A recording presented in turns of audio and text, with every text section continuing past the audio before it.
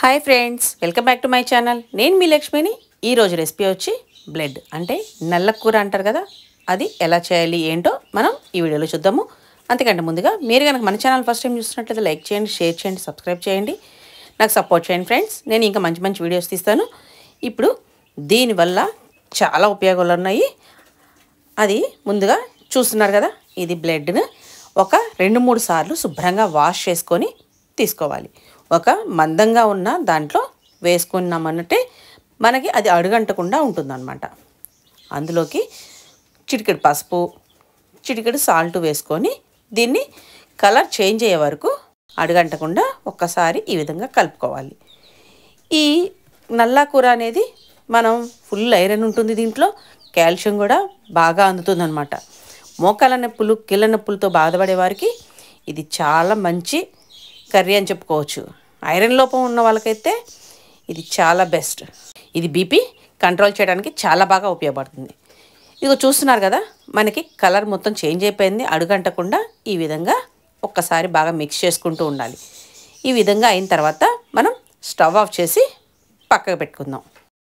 ఇప్పుడు వేరొక కడాయిలో ఒక 3-4 స్పూన్స్ ఆయిల్ యాడ్ చేసుకొని, ఆయిల్ హీట్ ఎక్కిన తర్వాత ఇది పెద్దగా ఉన్న 2 ఉల్లిపాయలని చిన్న చిన్న ముక్కలు కట్ చేసుకున్నాను.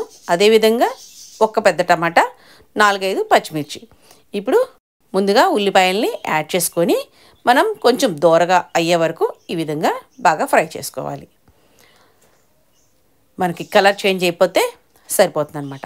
ఈ విధంగా ఉల్లిపాయలన్నీ ఫ్రై అయిన తర్వాత అందులోకి మనం ఈ ఆల్రెడీ కట్ చేసి పెట్టుకున్న పచ్చిమిర్చి, టమాటా కూడా యాడ్ చేసుకొని కొంచెం టమాటా మగ్గే వరకు మనం వీటిని బాగా ఫ్రై చేసుకోవాలి.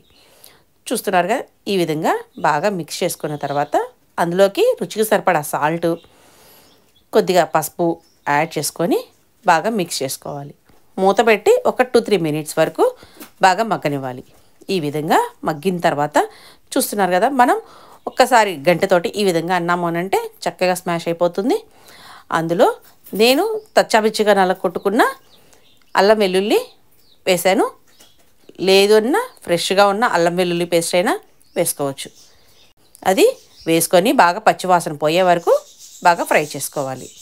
ఈ విధంగా ఫ్రై అయిన తర్వాత ఇందులోకి 1 స్పూన్ కారం, అంటే మీరు ఇంకొంచెం కారం తినేవారైతే ఇంకొక 1/2 స్పూను కారాన్నైనా యాడ్ చేసుకోవచ్చు.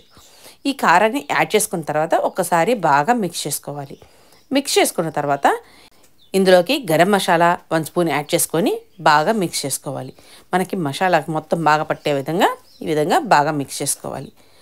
అదేవిధంగా మనము ఈ నల్ల కూర ఉంది కదా, ఈ నల్ల కూరని ఒక్కసారి అందులో వేసుకొని మసాలా మొత్తం దానికి పట్టే విధంగా ఈ విధంగా కలుపుకోవాలి. మీరు దీన్ని ఈ విధంగా కాకపోయినా బాగా మగ్గపెట్టి చిన్న చిన్న ముక్కలుగా అయినా కట్ చేసుకోవచ్చు. ఇందులో ఒక చిన్న గ్లాసు వాటర్ యాడ్ చేసుకోవాలి. ఈ వాటర్ యాడ్ చేసుకోవడం వల్ల జ్యూసీగా కర్రీ అనేది చాలా బాగుంటుంది. మనం దీన్ని ఉట్టిదైనా తినేసేయచ్చు, లేదా రైస్లో అయినా తినచ్చు అనమాట.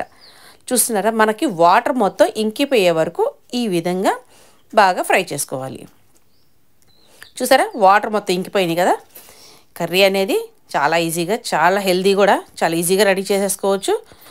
చాలా హెల్దీ కూడా. అందులో కొద్దిగా కొత్తిమీర యాడ్ చేసుకొని బాగా మిక్స్ చేసేసుకుందాం. మిక్స్ చేసేసుకొని మనం సర్వింగ్ బౌల్లోకి తీసుకుందాము. ఎలా ఉంది ఫ్రెండ్స్? ఈ కర్రీ చాలా ఈజీగా ఉంటుంది, అలానే చాలా హెల్దీ కూడా. దీనివల్ల మనకి ఐరన్ అందుతుంది. మోకాళ్ళ నొప్పులు, నడుము నొప్పులు, కీళ్ళ నొప్పులకు కూడా ఈ కర్రీ అనేది చాలా బాగుంటుంది అనమాట. కాకపోతే కొంచెం వేడి చేస్తుంది కాబట్టి దానికి తగ్గది మనం తీసుకోవాలి. ఈ వీడియో నచ్చిందా ఫ్రెండ్స్? నచ్చితే లైక్ చేయండి, షేర్ చేయండి, సబ్స్క్రైబ్ చేయండి, నాకు సపోర్ట్ చేయండి ఫ్రెండ్స్. Thank you friends.